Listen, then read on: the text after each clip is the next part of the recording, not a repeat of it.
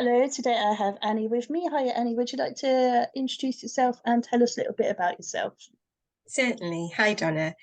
I'm Annie Doyle, and I asked Donna if I could be interviewed because I'm a debut novelist, currently working on my second book, and I just wanted to be able to talk a little bit about my writing journey and my debut novel.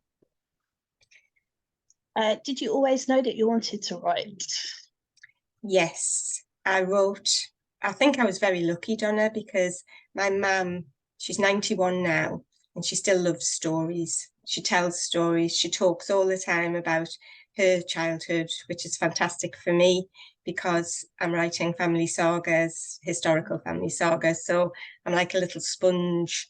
I always have been soaking things up, writing things down. But she brought us up on stories. And my dad was an artist, so he painted. So there was always creativity within the family, and that was encouraged. I used to write little bits of things, not do anything with them, but there was a point, I think I was about 8 or 9, when a couple of poems that I had written were published in our local paper up here, the Newcastle Evening Chronicle. It was because they were necessarily any good. I think it was because my dad worked there and he knew the editor. But I got a lovely note from the editor, which I still have. And this would have been probably around about 1970. And the little note basically said he'd liked the poems and he encouraged me to keep writing and hope that one day, I would maybe find a successful career out of it. But then life gets in the way, doesn't it? And so for many years, I didn't write, apart from little observations always. I think people watching and people listening is the most fascinating thing. And you can see something. And if you have the imagination, you can turn it into a scene or a chapter in a story. So I still have that note from the editor, and that notion of seeing my words in print never went away. But as I say, that would have been a long time ago. And it was only last year that I reached the stage where it was 2021, where I became a published author. And again, just seeing my words in print, actually in a published novel. Yeah, I always knew I wanted to try to do it. And it's fantastic having done it. Now I want to carry on. And what made you sit down on that day and say, that's it, today's the day that I'm going to finally start? It's funny, isn't it, in life, how you're thrown these curveballs sometimes and you don't know why, you don't know what they mean, but then sometimes things develop from a situation. I'd worked always and I travelled away from home a lot with my jobs that I had. So I never had the opportunity to sit and think, right, like you say, this is the day, I'm going to do this now. But in 2017, a few things happened. I was made redundant, and it was a bit of I've always had a job. I've always had a busy, demanding job. What am I going to do? And a few months after that, my mum was diagnosed with cancer, and it's a cancer that can be controlled, but it can't be cured. So she's been on chemo since 2017. So lost my job, mum gets diagnosed, and Jackie Collins ran a writing workshop up here in Newcastle at the Lytton Phil. And she said, come along, you might just enjoy it. So those things happened. I went to the workshop and I just thought, this is it. This is where I fit. This is where I've actually always fitted, but never had the opportunity. So the redundancy turned out to be a good thing because I became mum's chemo buddy. I was able to take her for all her appointments and did the workshop.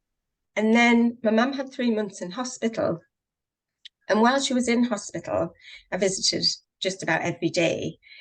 And at one visit, as I was going to leave, she said, you don't have a job these days, do you? And I said, well, no, apart from looking after you and looking after the house. And she said, well, can you do something for me, please? And I said, yeah. She said, can you find out what my mother was really called? And I said, yeah, I can try. And you know how every family has stories and secrets and myths, and I think you never know really, you know, whether Uncle Bob did commit that crime and Auntie Josie did do that with the next door neighbour. You just don't know.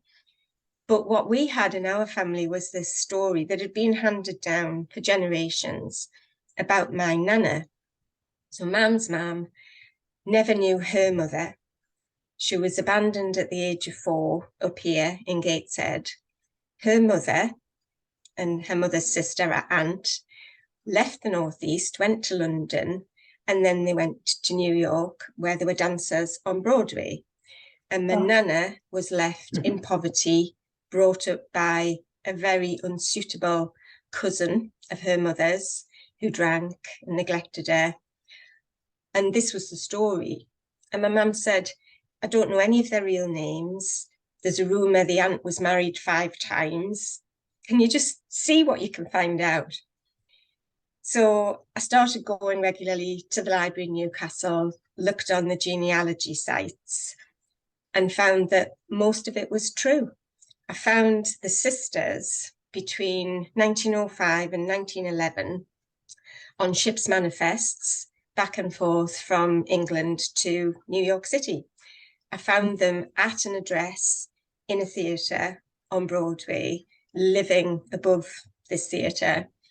I found the nasty cousin and my nana living with her on census records here in some of the worst parts of Gateshead at the time. So I got certificates and I was able to give my mum the facts. And the story came out of those facts. So the Cocoa Girls, my debut, it's based on fact, but where the records disappeared, because these 2 sisters were pretty elusive, they changed their names. One of them, like my mum had thought, I haven't found the 5th husband yet, but I found 4. One of them had 4 husbands, so she had many different names. And they just kept changing their names, their ages changed, their marital status changed. And doing research, I found this was quite common, especially when women were travelling alone, that they would sometimes say they were married when they weren't for official records because it looked respectable. So yeah, these women were pretty elusive, but I managed to fill in the gaps with imagination and research. And the Cocoa Girls, the hook was there. I thought, I've got the time now, I've got the opportunity, and I've got a hook for a story. So that was what sort of made me sit down. And at Jackie's workshop that day, she'd asked us all to write a scene that we thought might be the beginning of a novel or a poem or a short story, just to get us all working. So I'd written this scene where the sisters had arrived on Broadway, and I thought, well, I've got the beginning, except it didn't end up being the beginning. I think that was something like chapter 25 when it was finished, because it needed to be much further on in the story. But those were the things. It was like a perfect storm, all came together. Wow, I love that. So is that when your novel's set then in the early 1900s? Yeah, it starts with the little girl being abandoned in Gateshead, and that's 1903. But then it flips further back in time to Paris in the 1880s, because when I submitted my first draft to my editor, there's a great-grandmother figure who's French, and my editor felt she was really the thread that needed to be pulled through the story, in terms of her coming to England and then the sisters her daughters being born, and then one of them having the character who's based on my nana.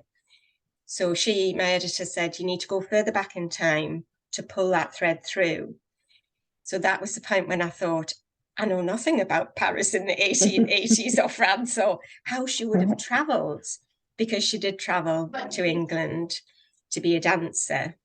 So I suddenly had to do a lot more research to do those chapters that are set further back.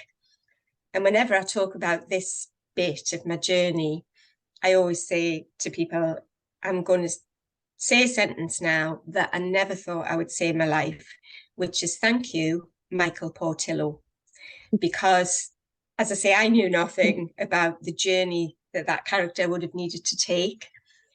But his programme, The Great Railway Journeys, Continental Railway Journeys, he carries this volume, this Bradshaw's around with him. And that is, there are different versions, but the one for the time I needed, again, I never thought I would say this, but I bought a copy of Bradshaw's Railway Directories, and it's packed. As a writer, it's just absolutely full of just gold dust. There are descriptions of the train times, ferry times of the time, and it tells you the stations that a train would have travelled through, adverts for things. There was an advert for, there's a nasty character who is the director of a dance troupe, and he smokes these little sort of cheroot type cigars. And I found this advert for something at the time, and they were called Cigars du Joy, at least a less joyful thing. You couldn't imagine. They're just full of toxic substances. But I was able to give him these in the story. And then also in Bradshaw's, there was an advert for somewhere called the Paris Chocolate Company, which was a cafe where you could go for a hot chocolate or a cup of coffee, and sold bonbons and various other chocolate-based treats. So I thought, oh, well, I can have a couple of characters going in there. And then when those characters did arrive in the Northeast, I thought, I'll plonk one on Grey Street in Newcastle, because as a writer, you can do that. You know, they're probably, I don't know if there was a Paris Chocolate Company on Grey Street in Newcastle at that time, but I thought, I can put one there. So go back to Paris, and then it moves chronologically through 1903 onwards and ends in 1912, the first book. So obviously you've had to do masses of research. What's the most fun thing you found out while you were researching? Well, the Bradshaws was a lot of fun, surprisingly. Never thought I'd find myself poring over train times and ferry times. That was really interesting. I think one of the most fascinating things for me is certainly now when I'm researching the second book, because I've been reading, I could just go down a rabbit hole and be there for days, but you have to stop yourself, don't you? In the first one, actually, the local history was really fascinating, because I'd always known, I was born and brought up here in the Northeast, and I'd always known there was a lot of poverty in Gateshead at the time that I'm writing about. And it was just horrific. So it wasn't fun, but it was awful reading about these places that I knew my nana did live. But in the second book, I'm thinking none of it, it's not fun scenarios. So I've been reading about the Titanic, I've been reading about the First World War, and I've been reading about the Spanish flu epidemic, because the second book starts in 1912. They're standalones. You don't need to have read the first one to read the second. I'm trying to write it that way anyway. But it starts in 1912 and it runs through to, I think it's going to 1925. So I'm placing the women sort of in the context of these three global disasters. But some of the fun things, I've always loved music and I've always loved dancing. And when I was made redundant, it's been interesting because I've been able to return to the things that I loved doing. I think for a lot of us, we probably all reach a stage in our lives, maybe as a teenager, maybe a bit older, when life and responsibilities get in the way, and you stop doing some of the things that you always enjoyed. And for me, that was writing regularly, but also dancing. I loved to dance. And I think that's run through the family when I've learned about these women and their lives in America. So my stories have a musical thread running through them, and that's really fun. I'll be writing a scene and I think, yeah, a bit of music here. So I've got a little set of MP3s that accompany the first story, and I'm doing one for the second as well. So when I've given talks, when I did my launch and I've given talks, I've got this music playing in the background. So when I'm doing a scene and I think, yeah, a song here will be good, a bit of a one. They're all ancient, so hopefully I haven't had any copyright issues. So I'll go on YouTube and I'm looking for songs of the era. And again, the music done it, it's just amazing. So that is really a lot of fun. I gave a talk last year to the one of the local WI councils. So it was 130 women. And I went along with my stand and my presentation, ready to do my talk. And I'd taken the music. And I thought, this will be lovely because WI women, they like a bit of old music. Could not hear a bit of the music because this was the ladies' first face-to-face get-together post-pandemic. And boy, could they talk. So I thought, is the music on? Is it actually playing? And I was checking against my sound system, and yeah, it was playing. Couldn't hear a thing. Bless.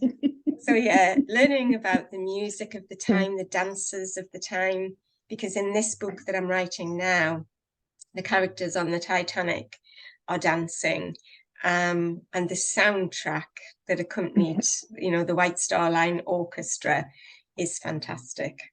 So I have a lot of fun with the music. Yeah, I bet that is absolutely fascinating. Oh, I'd love to know more about the Titanic, especially. Obviously, it's such a big thing, and still don't think we know much, really, do we? No, and my research, I've found so many stories about what may or may not have happened. And I'm going to put an author's note in the second book, because I think as a writer, you have to decide, well, it's my narrative and it is a story at the end of the day. But I found one chronological timeline that I thought this reads as a very reliable document to me. So I thought I'm going to base my timeline, my chronology upon this. But it's about the characters, what happens to the characters. But yeah, it's fascinating. It is. I think it'll be something that endures, the fascination with it, because it's one of life's biggest mysteries.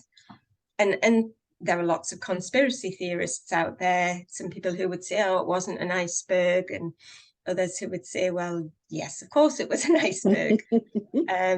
But yeah, that's fascinating.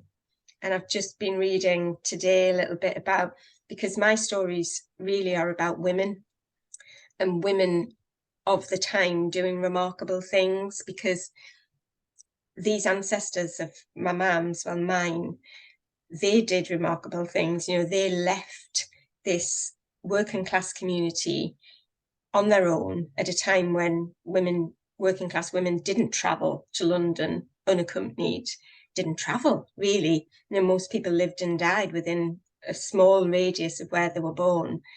And prior to going off and going to London, then New York, they worked here at a local ropery. So heavy, dirty, manual jobs. And then suddenly one day they're off to New York. And I find that utterly fascinating, the fact that they would just up sticks. And there must have been a catalyst. There must have been something or someone who helped them to do that. I've made it up in the story because I don't know. But yeah, my stories are all about the women and what the women achieved at a time when all the odds were stacked against them. So the first one has some references to the suffragette movement. This second one that I'm writing now, a lot more, and a lot more about what women were doing during the First World War. And that I just find compelling. I want to learn as much as I can. And I've got a book, actually, I've got it here, which I don't know if you can see. It's called Endell Street, and it's about the hospital in London. Well, firstly in France, a field hospital that was established by Louisa Garrett Anderson and Flora Murray at a time when women weren't allowed to be doctors in England.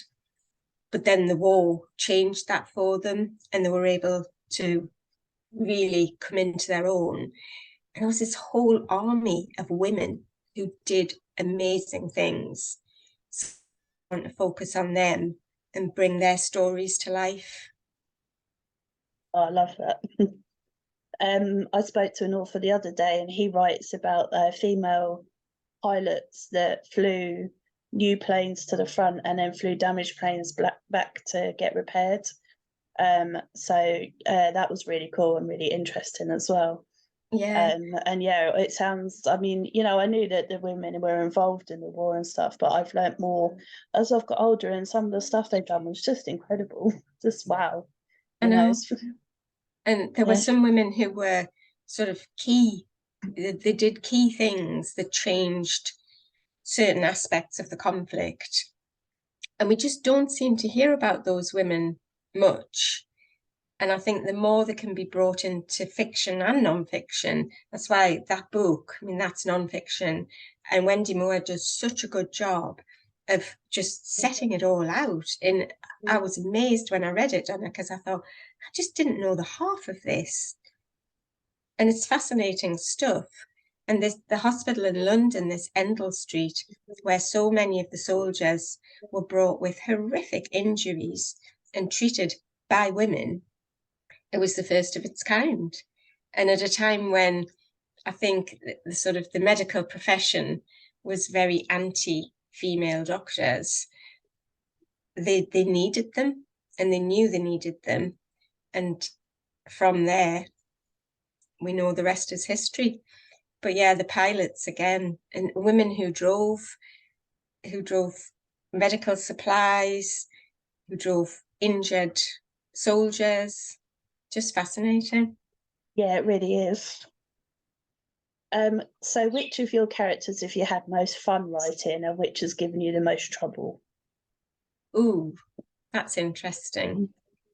I loved writing about the French grandmother, because I loved writing the scenes in Paris and then bringing her to the northeast. And she's a silhouette in my mind because I don't have a photograph of her. I have very few artifacts of any of these ancestors, but I have a few photographs of my nana and her mother and sister. So the great grandmother's fun because I just have an image of her in my mind, and I don't know if it's real or it's not real. I also, and this is going to possibly sound a bit perverse, I had fun with Lizzie, who is the really nasty cousin, who is the drunkard, who is the neglectful guardian of the little girl. You can have fun with nasty characters found, because for a time the little girl is also in the workhouse, and the matron of the workhouse, a really bad egg, and I had some fun with her as well, because it's almost as if you can make, they're intended to be awful, so you can make them as horrible as possible. So they've been fun to write. Most difficulty with, not sure. I mean, possibly the woman who was my great grandmother, so my nana's mother, because she's complex. I need to make her complex because she does some awful things, really. You know, she abandons her daughter when her daughter's only 4. And I think possibly she's a bit difficult to write because I know that's true. I know that happened to my nana.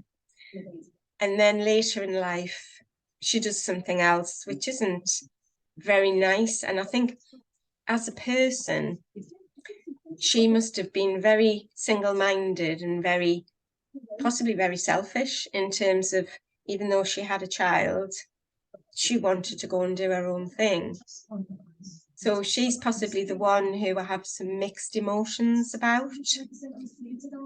But I also like writing her because she's tricky and she does do these unexpected things. And it's interesting because for years I would listen to authors talk and they would say things like, I didn't know my character was going to do that. And I would think, but you must know, you're the writer. And now I know, no, you don't know what they're going to do because the story sort of takes on a life of its own and it evolves. And as you're writing, you think, oh, this is going somewhere different. You've written it, of course, but it's still not necessarily going, because I'm not a plotter. I'm somewhere between a plotter and a pantser, I would say. I've got an outline, I know dates, I know characters, except a new one popped up just a couple of days ago. I had no idea she was going to come along. And I'm loving writing her because she's helping out at the hospital and she is a young woman who drives, smokes, wears trousers in 1915, all things which women should not have been doing. So Olga, she's called. I'm loving Olga, having a lot of fun with her. But you don't always know where they're going to go. So it's great. It's just living in your imagination with all these amazing women is fabulous. One of the funniest things I saw about that was just recently an author put, one of my characters decided that they've got a drag queen alter ego and then just why with loads of question marks. And I was like, okay. Yeah. Where did that come from? Because now you need to write that. Yes. And everything that goes with it. Yeah, it did make me chuckle. I was like, of all the things, that is so random. But okay, good luck with that, Rob, you and me. I hope that works out. Me too. Yeah. I have to keep an eye on that actually, see if I can remember who it was. But yeah, it really did make me laugh. Fantastic. And again, I think it's interesting because I've heard, you read a lot as a writer and you go to a lot of things to pick up because I think we can all always be learning. And I have heard people say, if you're trying to write something and it's not coming easily and it's a struggle, it's probably not the right thing. So switch it around, because if you're struggling with it, then a reader's going to struggle with it.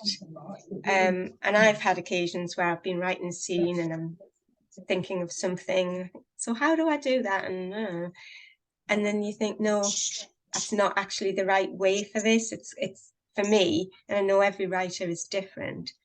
It's got to flow. It's got to come naturally.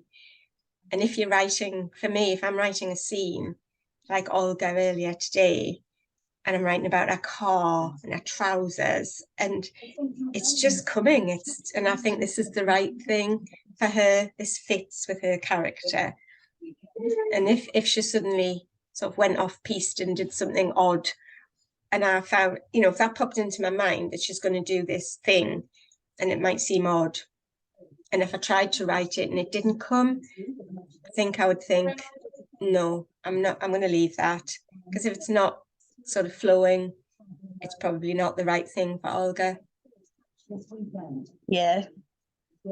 All those years ago when you knew that you wanted to write, are you surprised that you ended up writing sort of historical fiction, or did you always expect that to be the case? I had no idea what I would write. I knew I wanted to write. I never expected it would be science fiction or horror. I think having been immersed in the crime fiction community for a long time, with going to festivals and knowing quite a lot of crime fiction authors, I possibly thought that might be the genre. I knew it wouldn't be rom-com. I mean, I read voraciously and I'll read anything that comes along. And I think you can learn something from everything that you read. I've always loved historical fiction, and there are some authors that I just lap up as soon as there's a new book available. I love Philippa Gregory, I love Hallie Rubenhold, and I didn't really imagine that, but it's fascinating because now I'm doing it and thinking, of course, because I always loved history, local history, and I always loved this notion of women having done remarkable things. So in a sense, it was the obvious thing, but it never presented itself as that until I think you have to have a little bit of what's the word? A little bit of a germ of an idea, and almost like a seed. Somebody gives you a seed, you know, to plant in the garden or a pot. And my mum gave me that seed by saying, "Can you find out what Nana was really called?" And once I had her birth certificate in front of me, there was so much information on there that I just thought, this is it. This is the direction I need to go in. And I look at census records online, and I go as far back as I can. And a line on a census record can give you so much information, especially if it's a woman and she's head of household and she's a certain age. And you think, right, how did you get your money? How are you independent? How are you head of household? Because that was so unusual. And I just think, yeah, historical fiction, it was probably always going to be historical fiction. I just didn't realize it.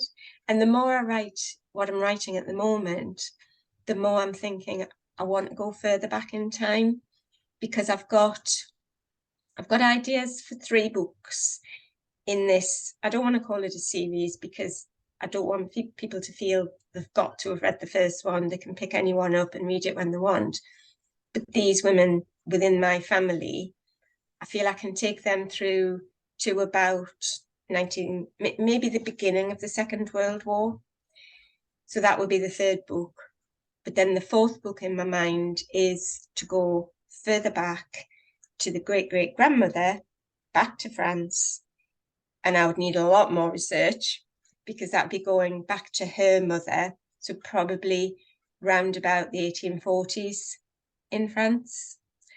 And also I've got in mind, there's a guided walking tour around Gateshead in Newcastle that I've signed up for in a couple of weeks. And it's the sites of, there was a great fire in Newcastle and Gateshead in 1854. And I've always been fascinated by this because it's just not very well known. So I'm going on this walking tour. And then I'm thinking, that could be book 5. That could be women caught up in that disaster and what happened to them. So yeah, it was probably always the logical choice. But until I was given that little seed, I didn't know that. And you hear other authors talk about things like this, you know, some crime fiction authors, I've heard them talk about nasty finds that they've made that have made them think, oh, a nasty thing could have happened here. And that leads them to a story. Yeah, especially crime fiction authors. Weird, scary minds. Lovely, but weird. Yeah, and I read a lot of it, Donna, but I think, I don't think I could write this. Don't think that's for me. I read a fantastic book recently written by a friend of mine up here, David Turton from Sunderland. It's called The Psychic of Sachsenhausen. And it's part horror, part fantasy. Yeah, it's got a real sort of surreal twist with this psychic in it. And Sachsenhausen was one of the concentration camps in the Second World War in Berlin. And David visited and just got this idea for the story. It's fabulous. But as I was reading it, I was thinking, I couldn't write anything as awful as this. I would have nightmares. But I think it's the strength of so many people. And it's wonderful, I think, that we have so many fabulous authors around at the moment. I mean, they're just my to-be read pile. I'm sure yours is the same. It's just a thing of beauty, but it's massive. Yeah. I don't call mine a pile. I call it a mountain. And I think even a mountain's underdoing it. Because it's electronic, you can't really see generally, but yeah, I don't want to know how big it is. I put a message on my group the other day, like I have certain authors that I arc read for and beta read for, nothing for ages, and then I've got 2 betas and 4 arcs or something at the minute. I'm like, can you not spread it out a little, just a little bit, please? Apparently not, no. No. And I think when you finish, when you're at that stage, you know, I've got 3 beta readers waiting for my second. And when you get to that point as the author, you just want it gone. You know, I'm done with you for now. Take it away. So they've probably all thought, phew, and you've thought, no more. You know, first world problems and stuff, you know, there could be more things to worry about. But yeah, absolutely.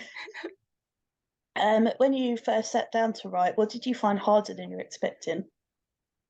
Ooh, think about that. Oh, that's a tricky one. The writing, I feel very lucky in this sense that I've never sat with a blank page. I've kind of always known where I'm going to go next. And I always try and stop right in the middle of a sentence. So when I come back the next day, I can just carry on. I think probably like many, many authors, self-doubt, that notion of, is this any good? You know, I'm doing this, I'm spending this time. And I always knew what my goal was, my objective was to give my mum a published copy of that story because it's about her mother, basically. So that was always right. I can do that. I can achieve that. Anything else is a bonus. But that idea of fear, I suppose, you put something out into the world. And I think this is the case with anything creative, anybody who makes anything. Is it any good? Is anybody going to like it? And I think those doubts creep in at weird times. You know, you can be writing away and to yourself thinking, oh, this is wonderful. And then suddenly it's, well, I think it is, but what if nobody likes it? So I think that is hard. And it's interesting, when I sent my first draft to my editor of the Cocoa Girls, and she came back with that comment about need to go further back in time. And that was a tough lesson because first one, I hadn't known what to expect, but I'd thought I was done. Oh, how we laughed. And then, you know, when I got to sort of 6th draft, I think it was, and it went to beta readers, the comments that came back were fabulous because they were all things I knew I'd worked on. And I think it was a steep learning curve in terms of how much there is to it. You know, when I did some writing classes run by Fiona Veitch-Smith, who's another local author up here. And Fiona's classes, get your novel started, get your novel finished, get your novel published. And in that first lot of classes, I learned how much I didn't know about writing and about the structure of writing and characterization and plot arcs and all the technical kind of things that I thought, okay, yes, I do need to know about all of this. So there was a lot to learn. So I think from sitting down thinking, I'm going to write a story, to actual being published or trying to get published. And I went down the self-publication route in the end. But yeah, just so much. I think that was hard, realizing, oh, there's a lot to this and I know very little. But you learn, and you're learning all the time, as I said. Yeah. How did you choose your character names? Some of them are real, so they're based on what the women were actually called. Some from old census records, and quite a few, I think locally, I'm probably known as the strange woman who walks her dog, who stops you and asks what your great-grandmother was called. Going around churchyards, if that doesn't sound too macabre. But at talks, I'll always say, I'm like a magpie. I love to collect old names. So if anybody's got a name, so I've actually just written one in to this story that somebody, I think it was the WI group, that somebody shouted out. And I'll try and talk to that person to get a little bit more information about that name, because I think it's nice if you're reading something and perhaps a name pops up and you think, oh, that was my granddad's name. Depends what you do to them, of course, because do you know Liz Nugent, the Irish author? Ah, yes. She Yes, put me under a patio in Lying in Wait. And I think on the cover of the book, it says something like, my husband didn't mean to kill Annie Doyle, but she was a lying tramp, or something like that. And honestly, I dine off this, Donna. Liz, there was something on Twitter a little while back and she apologized. I said, no, don't apologize. It's fine. I can use that. I can dine out on that. But old names are fabulous. You know, you've got Maud, you've got Myrtle, you've got names with a real ring to them. So yeah, I get them from all sorts of places, but it's fantastic. It's people want to talk about their ancestors, and I'm out with the dog all the time. So it's a great opportunity. If I see someone I haven't seen before, I think, oh, I'm gonna have a word with you. I came out, I do a Pilates class on a Wednesday morning, and I came out of Pilates this morning with my friend, and there was a woman walking past, and I actually wanted to tell her about the Pilates class because my friend's the instructor and I'm trying to drum up business for her. So I said hello and started talking to this woman, and afterwards my friend said, do you know her? And I said, no, but I know her a bit now. So next time I see her, I'll have to ask what her grandmother was called. Yeah. What was your grandmother called, Donna? My nan is Beryl. My great nan was Edna. Oh, And I fabulous. knew my great nan as well. She died when I was about 13, so I knew her for quite a while. Wow. Yeah. And people of that generation, I could talk to for hours. I could, I could listen to them, because sometimes all you need is one question. And they love to talk. They love to Yeah, they share do. their memories. Yeah, I mean, my granddad died at the end of last year. He was 95. Oh, So he was wow. born in 1927. Mm-hmm. So the stories that he could tell about his childhood, and he remembered it so clearly, Yeah. it was absolutely fascinating. I loved it. And he was like, you must think this is really boring. I'm like, no, you No. carry on. Please tell me everything. I want to know it Yeah. all. And yeah, I loved it. Absolutely loved listening. So, and yeah, obviously it made me feel closer to him as well because I knew so much. Yeah, it was Mm-hmm. great. Absolutely loved it. Because some of the things that generation lived through, I think, need recording. You know, we need not to forget. And just recently, my mum at 91, she was talking about, and this will be in the third book, the garden at the house where she lived as a child growing up. It was this huge back garden that my granddad created and looked after. And it was in a sort of inverted H shape.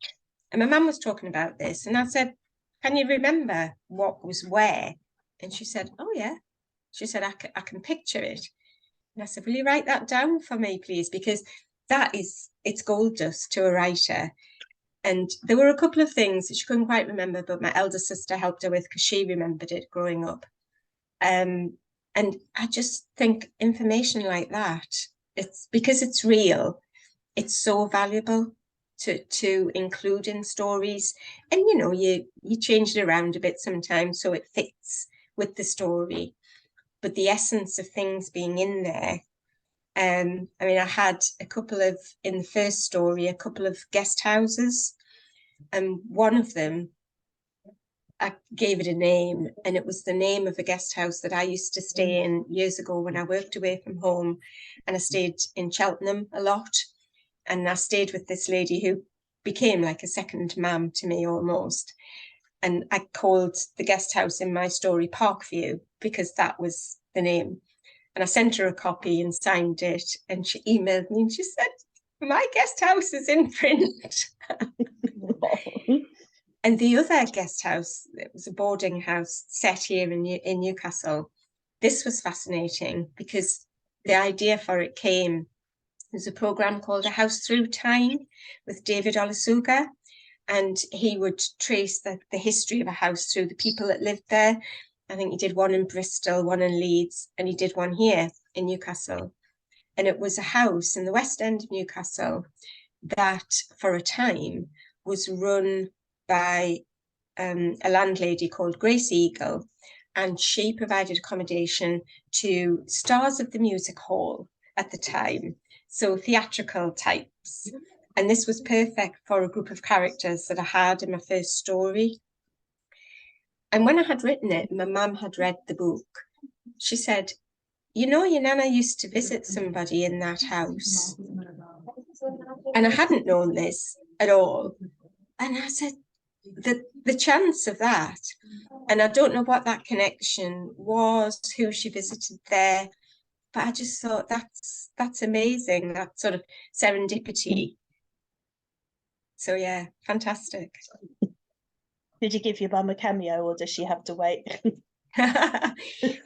She's not born yet, so but I mean, the first book was dedicated to her, because without her there wouldn't have been this story. There might have been a story, but it wouldn't have been this one. But this one felt like the right one for me to write, and she'll definitely get acknowledged in the one where I have the garden. So yeah. Oh, you must be so proud. I am, and I'm very pleased to have been able, I feel as though I've given these women something back, given them a voice, because my nana, she had a horrible start in life, and she never ever talked about it. She was a wonderful nana. Just, I think family was everything for her, which is surprising when you think about her start, because she didn't have that strong family life. But for so many years as a child, I would go with her on the bus from Gateshead into Newcastle on a day out during the school holidays or whatever. And I know now we would have passed through some of the places where she had horrific experiences. She never said a word. She never spoke about it. And sadly, I think she carried some shame in that her mother wasn't married. Her mother was just a teenager when she had her, unmarried, and then left her. And my nana carried that shame, which is wrong. You know, we would say today that's wrong. She'd done nothing wrong. She wasn't responsible for her mother's choices. When she later was able to make her own, there were good choices. But she never wanted to talk about it. And my mum didn't know her real name, because when they had got her birth certificate years earlier, when my nana was the age to claim her pension when she became 60, my granddad threw it on the fire, because under father it was blank. Wow. And the shame of the time was so great. And my mum always felt, you know, she wished that could have been made different from my nana. But she never complained, she never talked about it. She was a happy individual, very, very happy woman, and a family woman. A lovely nana, lovely mother. But I think for a lot of women, possibly some men as well, if they were born into that kind of scenario at the time, there was shame associated with it. Yeah. It's hard to imagine that now, isn't it? I just can't imagine how there's, you know, if people do it all the time, it's normal, but, you know, obviously it's not very common then, but well, more common than we think of, but yeah, to carry that around for life as well, it's quite sad, really. It is, and I think it was a lot more common than we think. And people just didn't talk about it, you know, it was swept under the carpet, and possibly a child was brought up by an aunt and uncle, you know, another married couple within the family, or by granddad and grandma, because they were married and they didn't know for a long, long time. You watch any of the genealogy programs on TV and you see this story being played out time and time again. And you just feel sad for these individuals, because through our lens today, you think, well, why? What's the problem? Yeah. but they were Yeah. different times. And I hope in the telling of my Nana's story particularly, I'm giving her a voice, a better voice than she felt able to have at the time.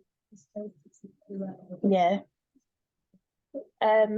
So I think my last question for you is, what's been your highlight or a couple of highlights so far since you started writing?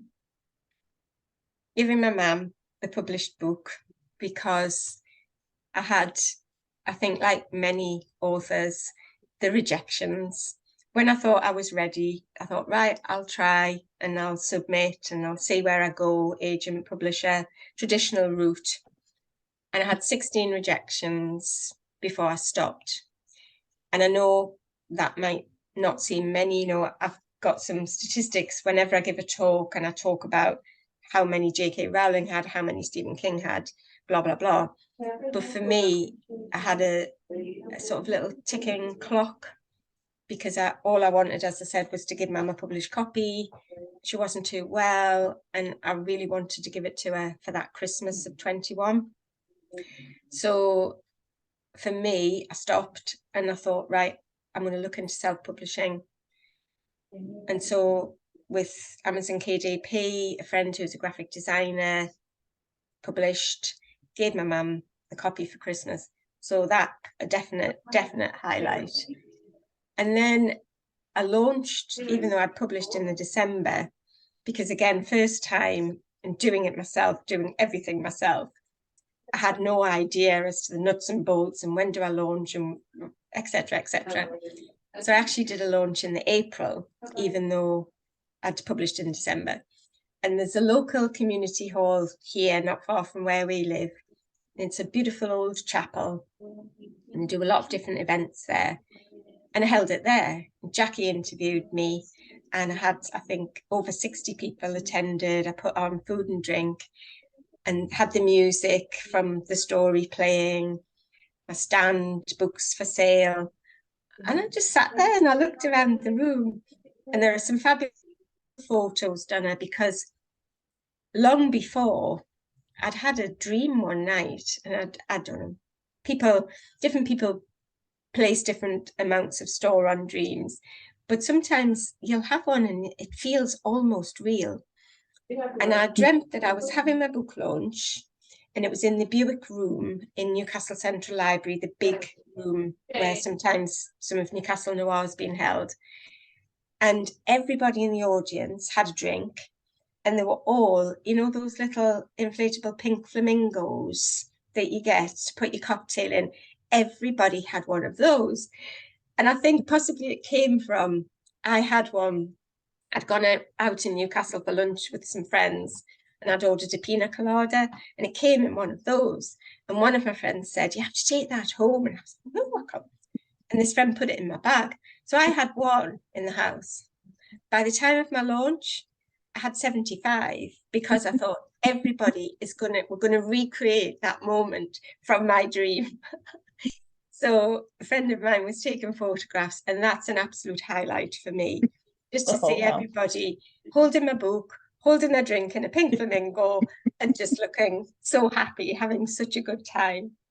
So that's a total highlight for me. And I've booked the hall again for the launch of my second book, and that's booked for the 8th of September. And this time I've got a cover reveal, I've got some publication publicity. So you're learning all the time about sort of the nuts and bolts of the things that you might want to do. So that should be another good one. I don't know if I'll have the pink flamingos this time. I might. You might have to go for something completely random. Yeah.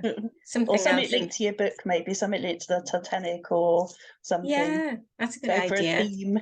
Inflatable ships. Yeah. Although the dinghies are not such a good story related to the Titanic, are they? No. Not enough. Not enough. No.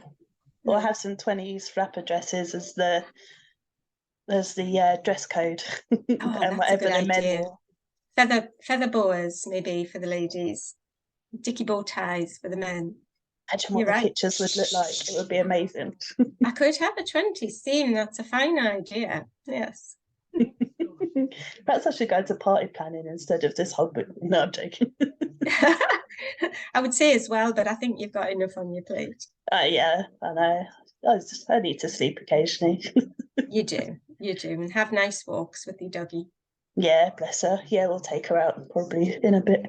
Well, anyway, yeah, but I don't think I have any more questions unless you think there's anything obvious that I haven't asked you that you want to tell us.